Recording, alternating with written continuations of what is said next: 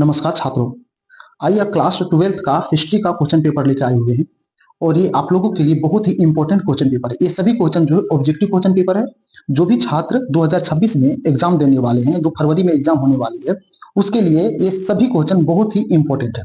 आप लोग ध्यान पूर्वक देखिए, क्योंकि इसमें टोटल 1 से लेकर 30 तक सारा के सारा ऑब्जेक्टिव क्वेश्चन है और आप लोगों को परीक्षा के लिए बहुत ही इंपॉर्टेंट है। इसलिए आप ध्यान से देखिए और समझने का कोशिश कीजिए। चलिए आइए हम लोग क्वेश्चन को शुरू करते हैं। क्वेश्चन में पहला क्वेश्चन जो दिया हुआ उसको आप देखिएगा। तो पहला प्रश्न क्या है कि हड़प्पा सभ्यता में कौन सा पशु अज्ञात था। इसमें से 4 ऑप्शन है, गाय, घोड़ा और हाथी। तो बताइए इसमें कौन सा ऐसा था जो अज्ञात था। तो आप लोग को बता दें कि हड़प्पा सभ्यता में जो अज्ञात पशु था वो कौन सा था। वो था घोड़ा था। क्या था वो? घोड़ा था। सही आंसर क्या होगा? घोड़ा। आप लोग को बता दें कि हड़प्पा सभ्यता के कि मुहरों और कलाकृतियों में कई पशुओं के प्रमाण मिलते हैं। अगर हड़प्पा सभ्यता के मुहरों और कलाकृतियों के बारे में अगर हम देखते हैं तो उसमें पशुओं के प्रमाण मिलते हैं, कई पशुओं के प्रमाण मिलते हैं, जिनमें गाय, हाथी, भैंस और कुत्ता था। कौन कौन सा था? तो इसमें गाय था, ध्यान दीजिएगा, गाय था। ठीक है, गाय हो गया। उसके बाद क्या था? तो गाय था और हाथी था। ठीक है, हाथी था, भैंस था और क्या था? कुत्ता था। लेकिन आप लोग को बता दें कि उसमें जो उन कलाकृतियों में जो हम लोग को प्रमाण, जो हड़प्पा सभ्यता में जो प्रमाण नहीं मिला था वो घोड़ा का नहीं मिला था। इसलिए अज्ञात पशु में क्या आएगा? घोड़ा। ठीक है, हालांकि अधिकांश साक्ष्यों के अनुसार घोड़ा हड़प्पा वासियों के लिए एक आम या ज्ञात पशु नहीं था। जैसे हड़प्पा सभ्यता जो था उसके अनुसार अगर देखा जाए तो उस समय जो घोड़ा था वो एक ज्ञात पशु नहीं था। कुछ जगहों पर घोड़े के अवशेष मिले हैं। आप लोग को यह भी बता दें कि हड़प्पा सभ्यता में कुछ जगहों पर घोड़े के अवशेष मिले, लेकिन वे आम उपयोग में नहीं आते थे। लेकिन वो आम तौर पर उसका उपयोग नहीं करते थे, जैसे कि अन्य जानवरों के मामले में। जैसे कि अन्य जानवरों जैसे गाय, हाथी, भैंस और कुत्ता के तुलना में घोड़ा का जो मामला था, अन्य जानवरों का उपयोग नहीं होता था, इसलिए उनका अवशेष ज्यादा नहीं मिले। ठीक, चलिए आगे अगला क्वेश्चन हम लोग देखते हैं। अगला में देखते हैं तो अगला में क्या दिया हुआ है कि हड़प्पा सभ्यता की खोज किस ईस्वी में हुई। हड़प्पा सभ्यता का जो खोज हुआ था कौन सा ईस्वी में हुआ था। तो आप लोग को बता दें कि हड़प्पा सभ्यता का जो खोज हुआ था, है ना, वो हुआ था 1921 में। कब हुआ था? 1921 में हुआ था। आप लोग को थोड़ा सा बता दें कि हड़प्पा स्थल की खोज औपचारिक रूप से 1921 में भारतीय पुरातत्व सर्वेक्षण विभाग के महानिदेशक सर जॉन मार्शल के नेतृत्व में किया गया था। किनके द्वारा किया गया था? आप लोग को बता दें कि इसका जो औपचारिक रूप से जो इसका खोज किया गया था, इस स्थल का जो खोज किया गया था, तो आप लोग को बता दें कि इसका जो खोज किया गया, इसका महानिदेशक जो थे कौन थे? इसका महानिदेशक जो थे वो थे सर जॉन मार्शल। कौन थे? Sir John Marshall. आप लोग ध्यान में रखिएगा, सर जॉन मार्शल थे। ठीक, इसमें और भी थोड़ा सा जानकारी बता दें कि इसी के नेतृत्व में दयाराम साहनी, इसी के नेतृत्व में दयाराम साहनी जो थे, है ना, दयाराम साहनी जो थे, है ना, द्वारा की गई थी। इसमें और थोड़ा सा आप लोगों को बता दें कि मोहनजोदड़ो की जो खोज हुई थी वो 1922 ईस्वी में हुई थी। मोहनजोदड़ो की जो खोज हुई थी, है ना, वो कब हुई थी? तो मोहनजोदड़ो की जो खोज हुई थी 1922 में हुआ था।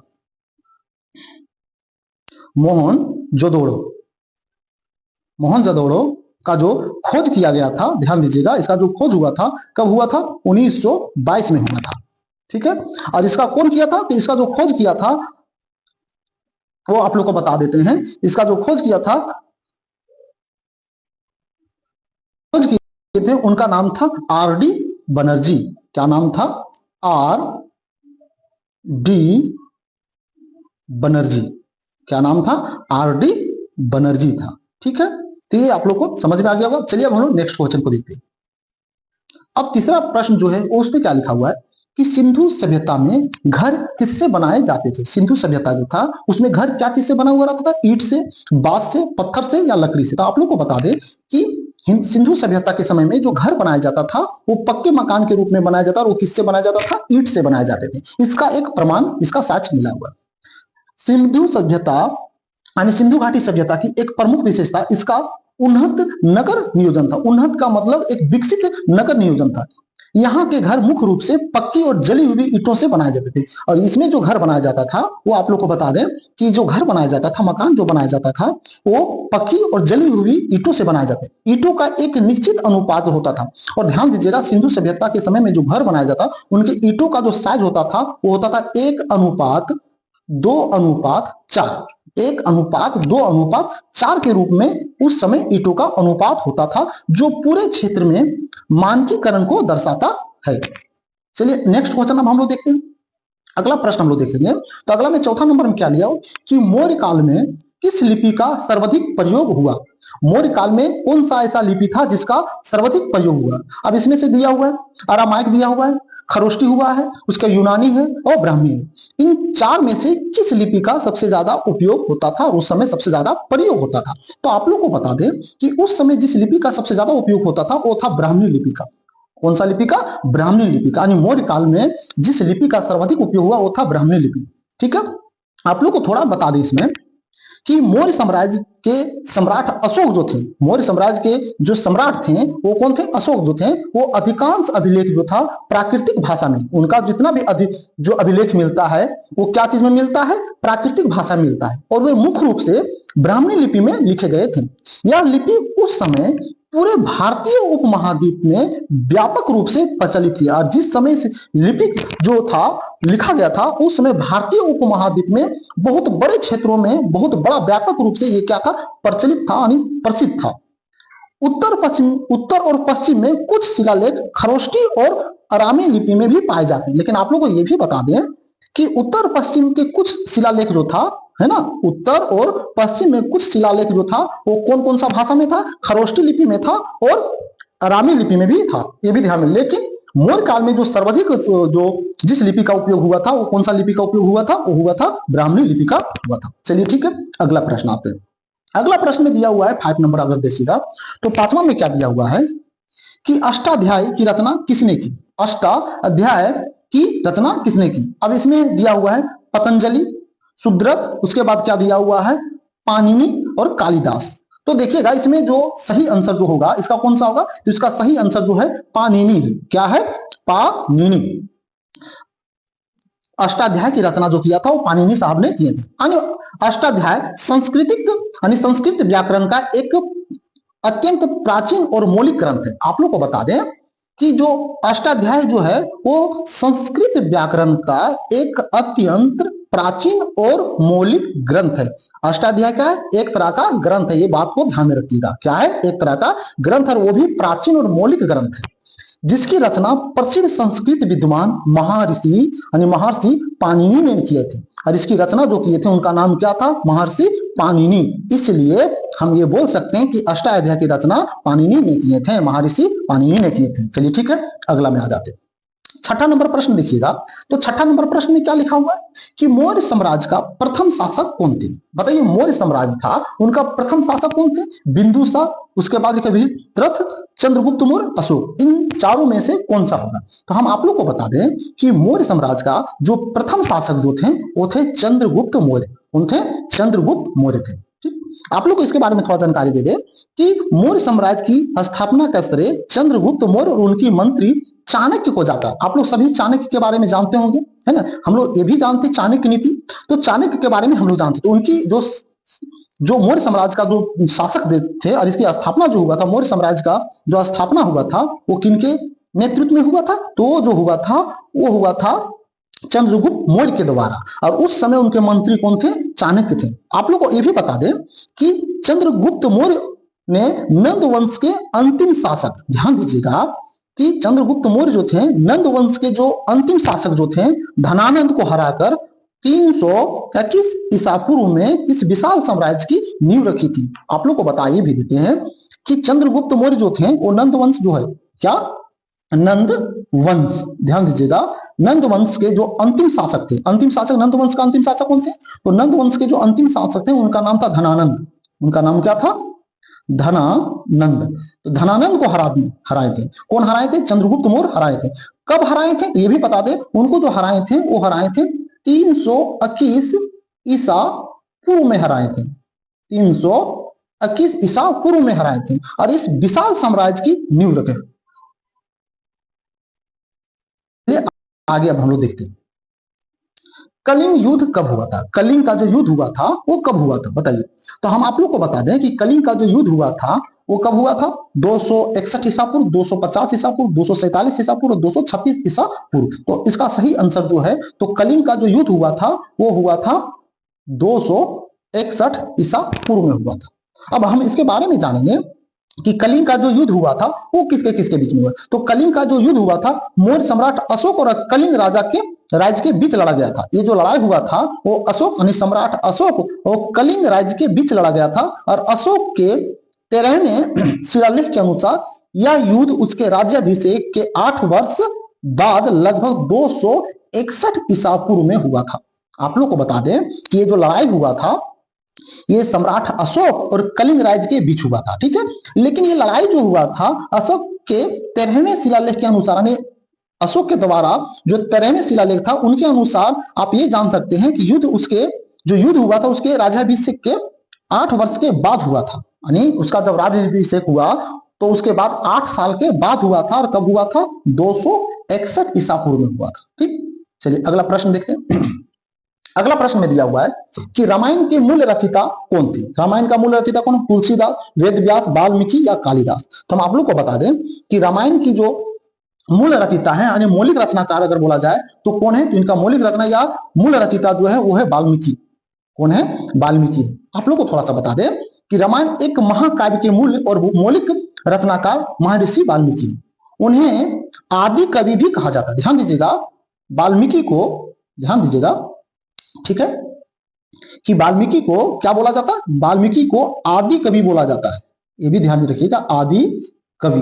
वाल्मीकि को, महर्षि वाल्मीकि को आदि कवि भी कहा जाता है क्योंकि उन्होंने सबसे पहले भगवान श्री राम के जीवन चरित्र का लिपिबद्ध किया था। और इन्होंने जो रचना किया था इसमें किनका सबसे ज्यादा वर्णन किए थे, भगवान राम का चरित्र का यानी जीवन चरित्र का वर्णन किए थे, उनके बारे में बताए थे।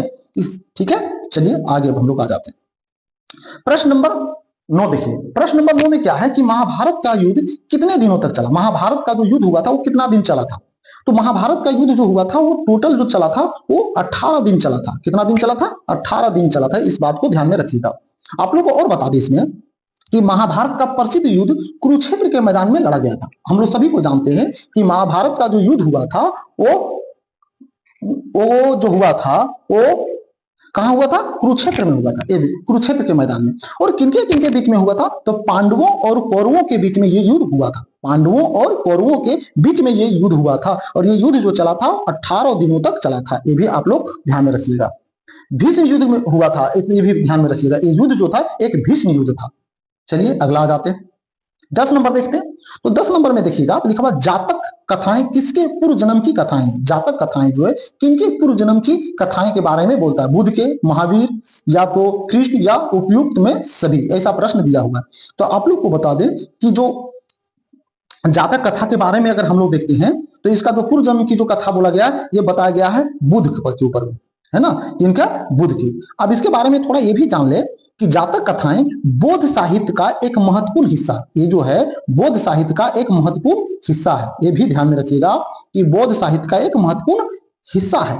इन कथाओं में भगवान गौतम बुद्ध की, और इसमें भगवान गौतम बुद्ध के पूर्व जन्मों की कहानियां संकलित है। इसमें जो भी जानकारी हम लोग को मिलता है वो किनका बारे में मिलता है, भगवान गौतम बुद्ध के बारे में मिलती है। ठीक है, उनके पूर्व जन्मों की, उससे पूर्व जन्मों का मतलब कि पहले के जन्मों के बारे में हम लोग इसके कहानियां संकलित है। इन कहानियों का उद्देश्य नीति और धर्म का संदेश देना।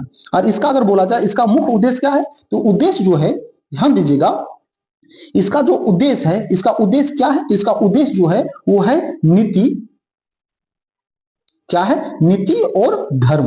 ध्यान दीजिएगा, इसका जो मुख्य उद्देश्य है नीति और धर्म का संदेश देना। ठीक है, चलिए अगला आ जाते हैं। प्रश्न नंबर 11 देखिएगा। प्रश्न नंबर 11 में क्या दिया हुआ है, सो देखिएगा। प्रश्न नंबर 11 में दिया हुआ है कि थेरवाद किस धर्म से संबंधित है। थेरवाद जो है वो किस धर्म से संबंधित, जैन से, बौद्ध से, सनातन से, या फारसी से। तो आप लोग को बता दें कि थेरवाद जो थे वो बौद्ध धर्म से संबंधित है। किस धर्म से संबंधित है, बौद्ध धर्म से संबंधित है। आप लोग को थोड़ा इसमें और जानकारी बताते हैं कि थेरवाद बौद्ध धर्म के 2 प्रमुख संप्रदायों में से एक है। और 2 संप्रदाय जो होते हैं उनमें से एक है। ध्यान दीजिए, बौद्ध धर्म में 2 संप्रदाय, उनमें से थेरवाद एक थे। इसे बुजुर्गों का मार्ग कहा जाता है, ध्यान दीजिएगा। और थेरवाद को क्या बोला जाता है? तो थेरवाद को बोला जाता है बुजुर्गों का मार्ग,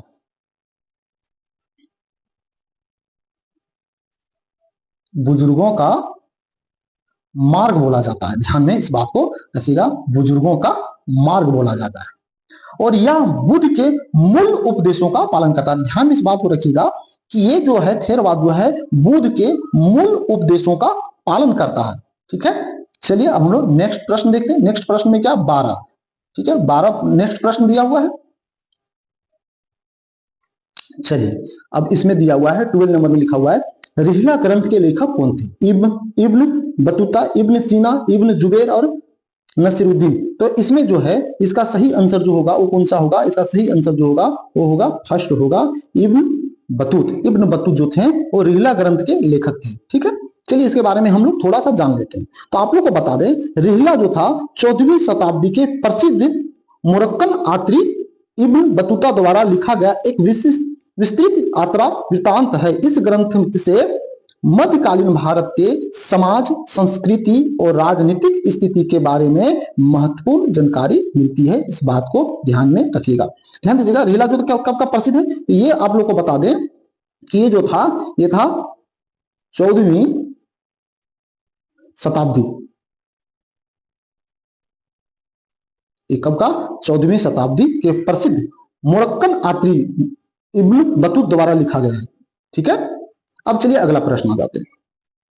अगला प्रश्न में देखिएगा तो 13 नंबर प्रश्न देखिए, लिखा हुआ तलवंडी किसका जन्म स्थान था? तलवंडी जो था वो किसका जन्म स्थान था?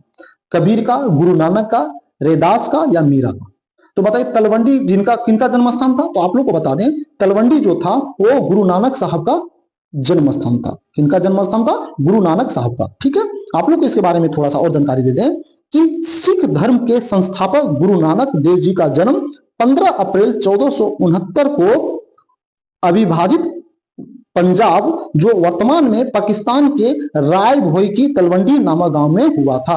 अब आप लोग को बता देते हैं कि तलवंडी जो था एक गांव था, है ना, और यहाँ गुरु नानक जी का जन्म हुआ था। ये तलवंडी जो पड़ता है वो कहाँ पड़ता है? तो अभी वर्तमान में ये पाकिस्तान में है, लेकिन उस समय जब विभाजित नहीं हुआ था तो उस समय पंजाब के एक प्रांत था। ठीक है, आप लोग को बता दें इनका जन्म, गुरु नानक जी का जो जन्म हुआ था वो 15 अप्रैल 1469 ईस्वी को हुआ था। कब हुआ था? 14 अप्रैल यानी 15 अप्रैल 1469 ईस्वी को हुआ था। और ये जो था ये वर्तमान में ये जो तलवंडी गांव है वर्तमान में पाकिस्तान में पड़ता है, लेकिन उस समय विभाजित नहीं हुआ था, ये पंजाब के प्रांत में था। और आप लोग को बता दें कि गुरु नानक जी जो थे सिख धर्म के संस्थापक थे। किनका संस्थापक थे? सिख धर्म के संस्थापक थे। आप लोग को ये भी, इस स्थान को अब ननकाना साहिब के नाम से जाना जाता है। और इस स्थान को जो तलवंडी स्थान है ना, इस स्थान को किस नाम से जाना जाता है? तो इसको नाम जाना जाता है ननकाना, ननकाना के नाम से जाना जाता है। ठीक है, चलिए नेक्स्ट प्रश्न आते हैं। नेक्स्ट में जो दिया हुआ है 14 नंबर देखिएगा, लिखा हुआ है कि बंगाल के प्रसिद्ध संत कौन थे? बंगाल में जो संत थे वहां के प्रसिद्ध संत कौन थे? गुरु नानक, उसके बाद चैतन्य महाप्रभु, रामानंद या कबीर? तो आप लोग को बता दें कि जो बंगाल के जो प्रसिद्ध संत थे उनका नाम था चैतन्य महाप्रभु। उनका नाम क्या था? चैतन्य महाप्रभु। बंगाल के ये प्रमुख संत थे। आप लोग इसके बारे में बता दें कि बंगाल के एक महान संत और भक्ति आंदोलन के प्रमुख नेता थे। ये क्या था? भक्ति आंदोलन के भी प्रमुख नेता थे। ठीक है, इन्होंने कीर्तन और भक्ति संगीत के माध्यम से कृष्ण भक्ति का प्रचार किया। और ये चैतन्य महाप्रभु जो थे वो किनका प्रचार किया? ये जो प्रचारक थे, ध्यान दीजिएगा, ये जो प्रचारक थे वो किस भगवान के थे? ये प्रचारक जो थे वो भगवान कृष्ण के थे। किनका? कृष्ण, यानी कृष्ण भगवान का ये प्रचारक थे। ठीक है, और लाखों लोगों को प्रभावित किया। और ये जो किए चैतन्य महाप्रभु जी जो थे वो लाखों लोगों को प्रभावित किए, ये भी ध्यान में रखिएगा। चलिए अगला प्रश्न में आते हैं 15 नंबर प्रश्न देखिएगा, लिखा हुआ किस युद्ध के बाद विजयनगर साम्राज्य का पतन हुआ? बताइए किस युद्ध के बाद विजयनगर साम्राज्य का पतन हुआ था? चौसा, तालीकोटा या पानीपत या खानवा? किसी के कारण से विजयनगर जो है उसका पतन हुआ था। तो आप लोग को बता दें कि ये जो और जो विजयनगर का जो पतन हुआ था वो हुआ था तालीकोटा के कारण। यानी ये तालीकोटा का जब युद्ध हुआ तो उस समय विजयनगर साम्राज्य का क्या हुआ, पतन हो गया। अब चलिए हम लोग इसके बारे में, ये जो हुआ था ये कब हुआ था, ये युद्ध हुआ था 23 जनवरी 1565 को। कब हुआ था, तो 23 जनवरी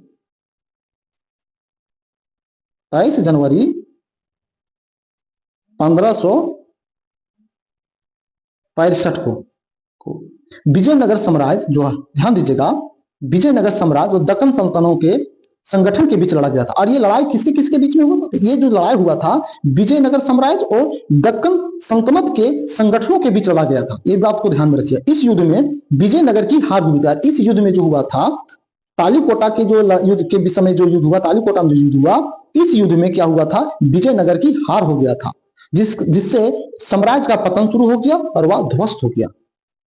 चलिए अगला प्रश्न देखते हैं। 16 नंबर प्रश्न में देखिएगा, तो 16 नंबर प्रश्न क्या है कि मुगल काल में सर्वाधिक उपजाऊ भूमि को क्या कहा जाता था। मुगल काल के समय में जो सर्वाधिक उपजाऊ भूमि था उसको क्या कहा जाता था, क्या बोला जाता था, पोलाज, बंजर, परती या बंजर भूमि, बताइए इसको क्या बोला जाता था उस समय। तो आप लोग को बता दें कि उस समय जो मुगल काल में जो सर्वाधिक उपजाऊ भूमि होता था उसको हम लोग उस समय क्या बोला जाता, उस समय उसको बोला जाता था पोलाज। क्या बोला जाता था, पोलाज या पोलज, ये ध्यान में रखिएगा। मुगल काल में पोलज उस भूमि को कहा जाता था जिस पर प्रति वर्ष या प्रतिदिन खेती होती थी। आप लोग को बता दें कि पोलाज जो था या पोलज बोला जाए तो उस भूमि को कहा जाता था जहां प्रति वर्ष या प्रतिदिन खेती होती थी। ठीक है, आपको बात समझ में आ गई। और जो सर्वाधिक उपजाऊ मानी जाती थी, और उस समय जो इस तरह के भूमि को क्या बोला जाता है, सर्वाधिक उपजाऊ मानी जाती थी। चलिए नेक्स्ट में आ जाते हैं। अगला प्रश्न जो दिया हुआ है 17 नंबर में देखिएगा, लिखा विजयनगर का सबसे महान शासक कौन था। विजयनगर जो था उनका सबसे महान शासक कौन थे। ऑप्शन में दिया हुआ है कि वीर नरसिंह, कृष्णदेवराय, अच्युत राय या सदाशिव राय। अब बताइए इसमें कौन थे। तो आप लोग को बता दें कि उस समय जो सबसे महान शासक जो थे वो थे कृष्णदेव राय। कौन थे, कृष्णदेव राय थे। इनका सही आंसर जो होगा वो भी होगा कृष्णदेव राय। ठीक, आप लोग को इसके बारे में बता दें कृष्णदेव राय जो थे वो विजयनगर साम्राज्य के सबसे महान और शक्तिशाली शासक थे और उन्हें अभिनव भोज और आंध्र पितामह जैसे नामों से भी जाना जाता। इनका और कौन कौन सा नाम था, तो आप लोग को बता दें इनका और नाम जो था वो था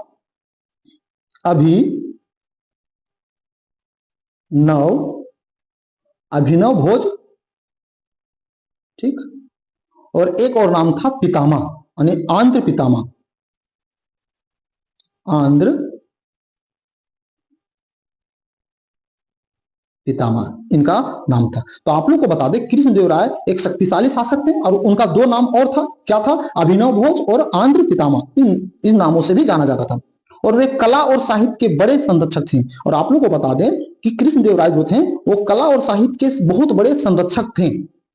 ठीक है, चलिए आगे हम लोग आ जाते हैं। अब क्वेश्चन नंबर 18 देखते हैं। 18 में लिखा हुआ संथाल विद्रोह कब, किस वर्ष हुआ था। संथाल विद्रोह जो हुआ था वो किस वर्ष हुआ था, 1832, 1885, 1855, 1876। तो इसका सही आंसर जो होगा वो कौन सा होगा, 1855 में। संथाल विद्रोह जो हुआ था वो 1855 ईस्वी में हुआ था।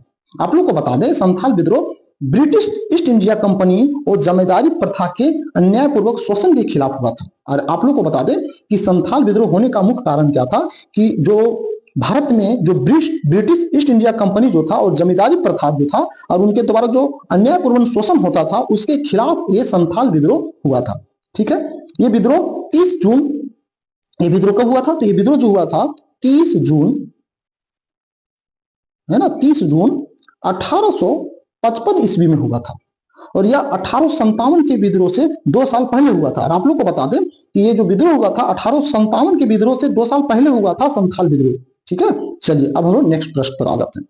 नेक्स्ट देखिएगा, तो नेक्स्ट में क्या दिया 19 नंबर में, 1857 के विद्रोह में अवध का नेतृत्व किसने किया। जब 1857 का विद्रोह हुआ था उसमें अवध का नेतृत्व जो किए थे वो कौन किए थे, बेगम हजरत महल, खान बहादुर खान, बहादुर शाह जाफर या तात्या टोपे। बताइए इसमें कौन किए थे। तो उसका जो नेतृत्व किए थे आप लोग को बता दें, उसका जो नेतृत्व किए थे वो कौन किए थे, बेगम हजरत महल। कौन किए थे, बेगम हजरत महल साहब ने किए थे। 1857 के विद्रोह के समय में उनका जो अवध का जो नेतृत्व किए थे वो बेगम हजरत महल ने किए थे।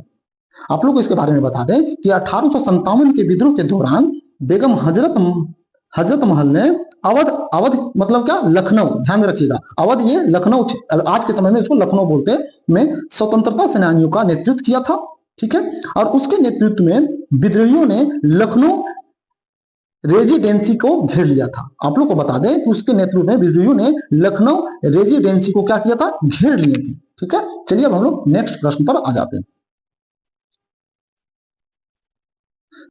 चलिए 20 नंबर का प्रश्न देखिएगा। तो 20 नंबर का प्रश्न में क्या लिखा हुआ है कि सहायक संधि प्रणाली किसने प्रारंभ की? बताइए, सहायक संधि प्रणाली जो था वो कौन शुरू किया था? लिखा हुआ वेले जली, वारेन हेस्टिंग्स, अगला क्या दिया हुआ है, डलहौजी या विलियम बेंटिक ने। तो आप लोग को बता दें, इनको जो प्रारंभ किया था वो किया था वेले जली ने। कौन किया था? वेले जली ने किए थे। कौन किए थे? वेले जली ने किए थे। ठीक है, आप लोग को इसके बारे में थोड़ा सा जानकारी ये भी दे दें, ठीक है, कि भारत में सहायक संधि प्रणाली को औपचारिक रूप से British governor general Lord Wellesley ने 1758 में लागू किया था। कब लागू किया था? 1798 में लागू किया था। इस व्यवस्था के तहत भारतीय शासकों को ब्रिटिश सेना को अपने क्षेत्र में अस्थायी रूप से रखना और उसका खर्च उठाना पड़ता था। इसके बदले में अंग्रेज उन्हें बाहरी आक्रमणों और आंतरिक विद्रोह से सुरक्षा का वादा करते थे। ये भी ध्यान में रखिएगा इस बात को। चलिए अगला प्रश्न में आ जाते हैं। 21 नंबर प्रश्न में देखिएगा, चोरी चोरा कांड कब हुआ? बताइए, चोरी चोरा कांड कब हुआ था? 5 जनवरी 1922, 4 फरवरी 1922, 20 मार्च 1922 और 5 मई 1922। तो इसका जो ये कब हुआ था, तो आप लोग को बता दें कि चोरी चोरा कांड जो हुआ था वो 4 फरवरी 1922 को हुआ था। कब हुआ था? 4 फरवरी 1922 ईस्वी को हुआ था। इसके बारे में हम आपको थोड़ा सा बता दें कि 4 फरवरी 1922 को संयुक्त प्रांत, यानी जो अब उत्तर प्रदेश में संयुक्त परिवार प्रांत उस समय बोला जाता, तो अब क्या है, उत्तर प्रदेश के गोरखपुर जिले में थी। असहयोग आंदोलन में भाग ले रहे प्रदर्शनकारियों की भीड़ पुलिस से भिड़ गई। और उस समय जो आंदोलनकारी जो थे, असहयोग आंदोलन में भाग ले रहे थे, वो प्रदर्शनकारी क्या थे, पुलिस से भिड़ गए थे। जिसके बाद प्रदर्शनकारियों ने एक पुलिस स्टेशन में क्या किया था, आग लगा दी, जिसमें 22 पुलिसकर्मी मारे गए थे। उस समय कितना पुलिसकर्मी मारे गए थे? 22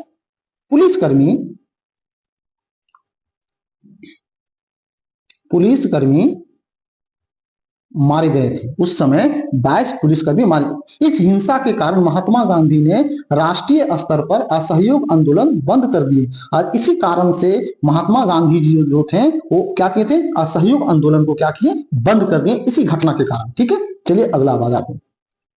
गांधी और इरविन समझौता कब हुआ? गांधी और इरविन समझौता कब हुआ था? 1927 में, 1928 में, 1931 में, 1935 में। तो आप लोग को बता दें कि ये जो समझौता हुआ था वो 1931 में हुआ था। कब हुआ था? 1931 ईस्वी में हुआ था।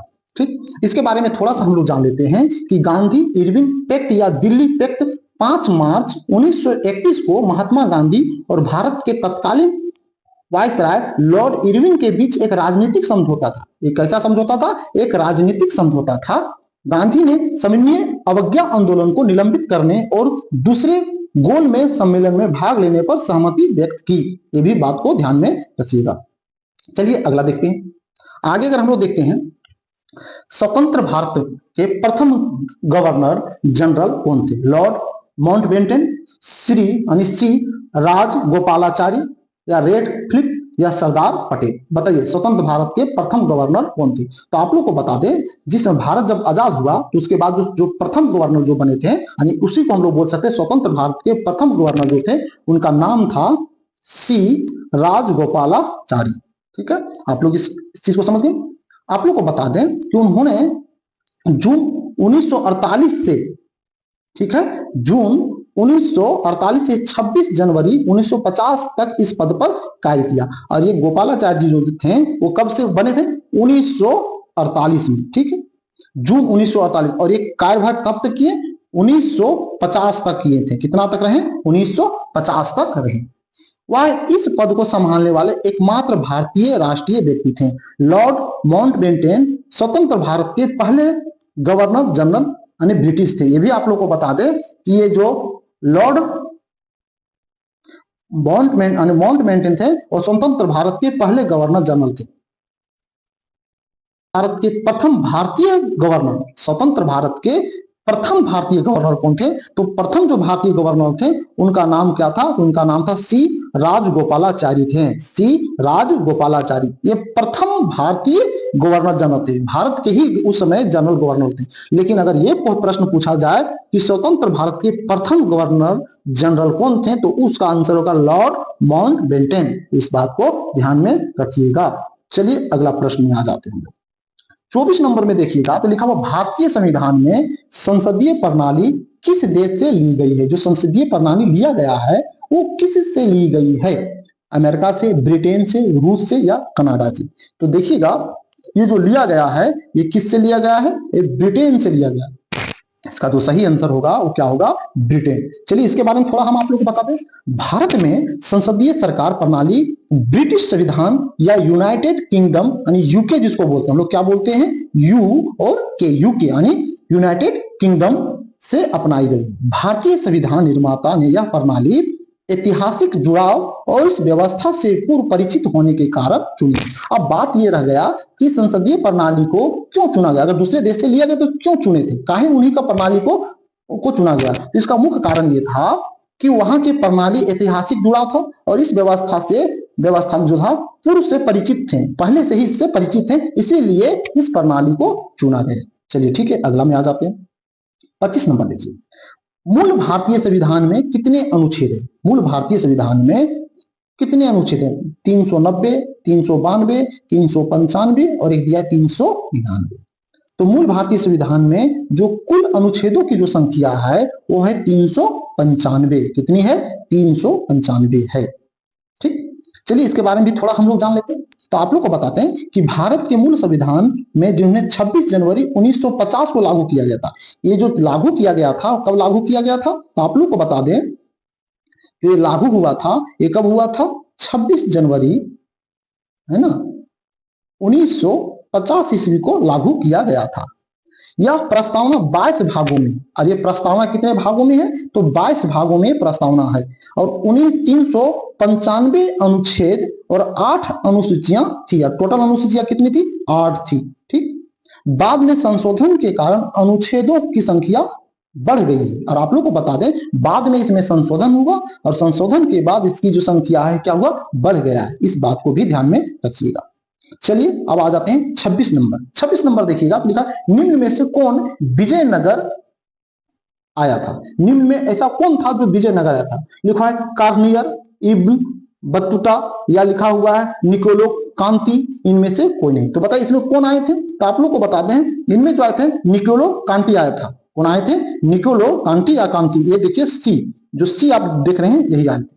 ठीक, ये आप लोग को बता दें कि इटालियन यात्री निकोलो ये कहाँ के थे? ये इटालियन था, इटली के थे। ठीक है, ये 15वीं शताब्दी की शुरुआत में देवराय प्रथम के शासनकाल के दौरान विजयनगर साम्राज्य का दौरा किया था। और ये जब आए थे तो उस समय विजयनगर के शासक कौन थे? तो बता देते हैं उस समय जो विजयनगर के जो शासक थे उनका नाम था देव राय। क्या नाम था? देवराय। कब आए थे? 15वीं शताब्दी के बाद बता रहे हैं, यानी 15वीं शताब्दी है ना, उस समय आए थे। अन्य प्रमुख यात्रियों में अब्दुल रजाक और डोमिंगो पेस भी शामिल थे। इसमें कौन कौन और भी साथ में आए थे? तो इनके साथ जो आए थे वो कौन कौन आए थे? तो आप लोग को बता दें उस समय उनके साथ में आए थे अब्दुल, है ना, अब्दुल रजाक और एक और व्यक्ति थे जिनका नाम था क्या? Domingo Paes. क्या नाम था? Domingo Paes. ठीक है, तो इस तरह से दो व्यक्ति उनके साथ और आए थे। चलिए 27 नंबर प्रश्न देखिए। 27 नंबर प्रश्न में देखिएगा तो लिखा है नयनार संत किसकी पूजा करते हैं? नयनार संत जो होते हैं वो किनकी पूजा करते हैं? शिव की, विष्णु की, इंद्र की या ब्रह्मा की? तो आप लोग को बता दें कि नयनार जो होते हैं वो पूजा जो करते हैं शिव को करते हैं, यानी भोलेनाथ शिव शंकर का पूजा करते हैं, यानी शिव भगवान का पूजा करते हैं। नयनार संत दक्षिण भारत के तमिल कवि संतों का एक समूह है। और ये कैसा है? ये तमिल कवि संतों का एक समूह है जो 6वीं और 8वीं शताब्दी ईस्वी के दौरान रहते थे। और आप लोग बता दें कि ये जो नयनार संत जो रहते थे वो 6वीं और 8वीं उस शताब्दी के थे और वे हिंदू देवता भगवान शिव के समर्पित भक्त थे और उनके भजन भक्ति आंदोलन का विकास में प्रमुख रहे हैं। ये भी बात ध्यान में रखिएगा। अब लिखा है इब्न बतूता द्वारा लिखी गई पुस्तक कौन सी है? इब्न बतूता द्वारा कौन सा पुस्तक लिखा गया है? किताब उल हिंद, रिहिला लिखा हुआ आईने अकबरी या बाबरनामा। तो आप लोग को बता दें कि अभी इस तरह का प्रश्न हम लोग ऊपर पढ़ चुके हैं। तो दो इब्न बतूता द्वारा जो लिखा गया पुस्तक है, उस पुस्तक का नाम क्या है? रिहिला। क्या नाम है? रिहिला। ठीक है, आप लोग अभी हम इससे पहले बताए थे। रिहिला प्रसिद्ध मोरक्को यात्री इब्न बतूता द्वारा लिखा गया यह वृत्तांत है। यह पुस्तक 14वीं शताब्दी के दौरान उनके व्यापार सफर, जिसमें भारत की यात्रा भी शामिल है, का विस्तार से इसका विवरण प्रदान किया है। चलिए नेक्स्ट 29 नंबर प्रश्न देखते हैं। 29 में देखिए, निम्न में कौन सी फसल भारत की मूल नहीं है? इसमें कौन सा ऐसा फसल है जो भारत का मूल नहीं, यानी मूलतः भारत का नहीं? ये भी ध्यान दें, ऐसा कौन सा फसल है जो भारत का नहीं है, मूलतः ये भारत का नहीं है? मक्का, आलू, टमाटर, इनमें से सभी। तो आप लोग को बता दें कि जितने भी फसल आप इसमें देख रहे हैं, ये सभी के सभी जो फसल देख रहे हैं, ये सभी के सभी जो है ये भारत का नहीं है। तो इसका जो सही आंसर होगा कौन सा होगा? सही आंसर होगा डी। सही आंसर कौन सा होगा? डी होगा। इस बात को ध्यान में रखिएगा। आप लोग को थोड़ा सा बता दें कि मक्का, टमाटर और आलू तीनों ही मूल रूप से भारतीय फसलें नहीं, ये सभी फसलें अमेरिका से लाई गई। ये जो फसल लाया गया कहां से लाया गया है? अमेरिका से। ये सभी के सभी फसल कहां से लाया गया? अमेरिका से लाया गया और यूरोपीय लोगों द्वारा भारत में पेश की। इसलिए सही उत्तर जो होगा इसका कौन सा होगा? इनमें से सभी। अब 30 नंबर देखिए। 30 नंबर प्रश्न में लिखा, किस मुगल शासक ने तंबाकू पर प्रतिबंध लगा दिया था? कौन सा मुगल शासक जो थे जो तंबाकू के ऊपर में क्या किए थे? प्रतिबंध लगा दिया था। अकबर, बाबर, शाहजहां और एक आप लोग का क्या दिया हुआ? जहांगीर। तो बताइए कौन लगाए थे तंबाकू पर प्रतिबंध? तो आप लोग को बता दें कि तंबाकू पर जो प्रतिबंध लगाए थे उनका नाम था जहांगीर। उनका नाम क्या था? उनका नाम था जहांगीर। डी होगा इसका सही आंसर। क्या होगा? डी। आप लोग को थोड़ा सा जानकारी इसमें देते हैं कि तंबाकू पुर्तगालियों द्वारा मुगल सम्राट अकबर के शासनकाल के अंत में भारत लाया गया था। तंबाकू जो था वो किसके द्वारा लाया गया था? तो तंबाकू जो लाया गया था पुर्तगालियों के द्वारा लाया गया था। किसके द्वारा लाया गया था? पुर्तगालियों।